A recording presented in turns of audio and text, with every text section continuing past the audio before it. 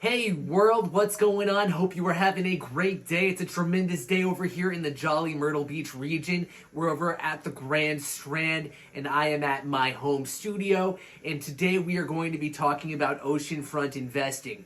Please excuse these awesome frames, these incredible glasses. I'm going to be wearing them because I want you to think I'm looking at the lens. I'm actually going to be referring to notes today in order to communicate better a lot of information that would be hard to otherwise say in a unified format for your ears, while I am also getting across knowledge because it's important to learn.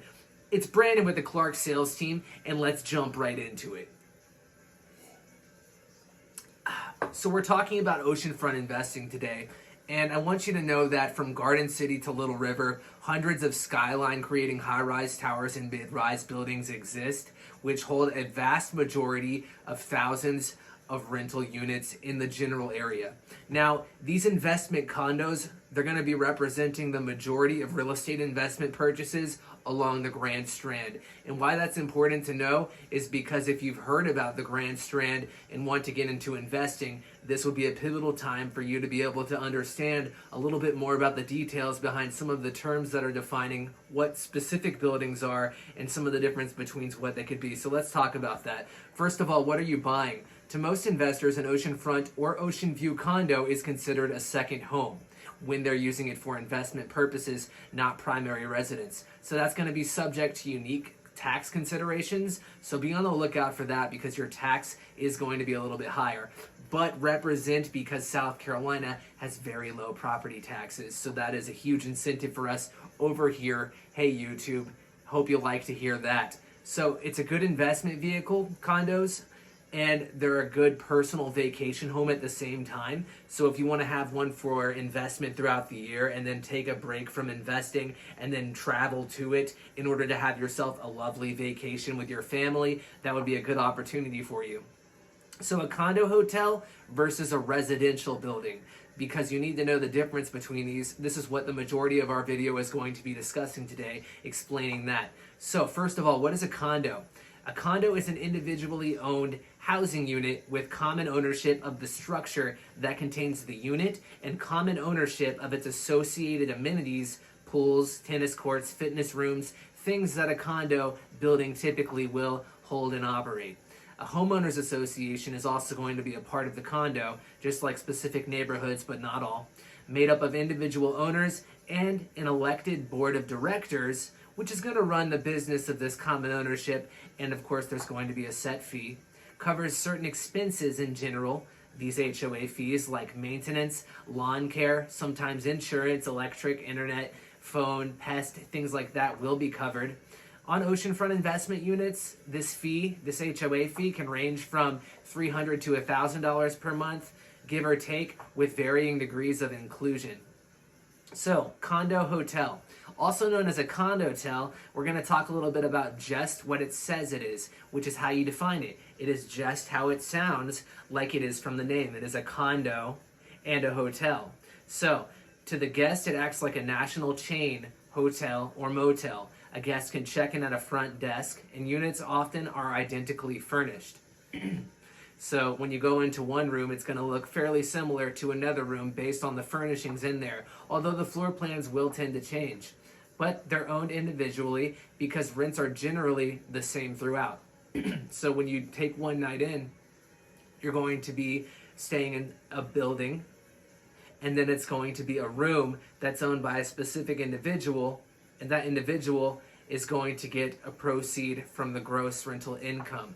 So for consideration for a condo hotel or condotel, it must have a 24-hour check-in desk that can make and execute nightly rentals that have maid service and hotel-like amenities. So that's pretty important to know because that is one of the distinguishing differences between a condo hotel and a residential condo. So these buildings often provide the highest yield and rental income compared to the other competition.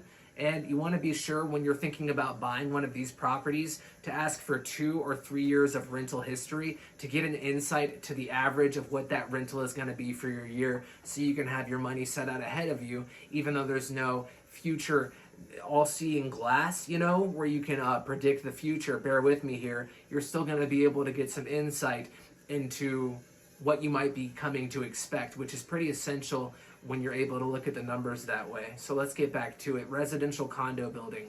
A residential condo building is an oceanfront residential or true condo building which may offer short-term but usually not night rentals, and despite the name is usually home to a very few full-time residents. So you can get some short-term rentals, but you're not necessarily going to have as many one-night stays like you could get at a condotel or a condo hotel. And a primary difference for the residential condo building, it is a lack of a rental desk. So when you walk in, you're not necessarily going to find a rental desk at a residential condo building, but there are still pros to it. There are still pros to the differences. So some out-of-towners do their own marketing. So instead of having a rental desk, you can market from your own internet source, and you can draw in people all wirelessly to your own unit, which is great. And some people do that. However, most rentals are handled by an outside agency that specializes in this type of property management. These companies act as vacation rental experts, and they do extensive marketing and offer their own rental desk offering daytime check-in, room cleaning services, and after-hour check-in. So this is great. So they offer things like that. This type of building is busy in prime seasons, Memorial to Labor Day. However, there is a slight con. In the downtime seasons, they're not necessarily as busy unless you are very advantageous with the marketing that you're doing. So, does this designation matter? Well, aside from what I've already said, financing can be more difficult to get in a condotel. Creditors tend to avoid this type of condo, and you may be better off making a cash offer on a condotel. So when it comes to selling your condotel down the line, you're more likely to see cash offers on the table as opposed to coming across things like, a whole financed offer, because that's not necessarily going to be the case. So, like their hotel-oriented cousins, residential oceanfront and ocean view condo buildings can also generate strong gross rentals and are much easier to finance.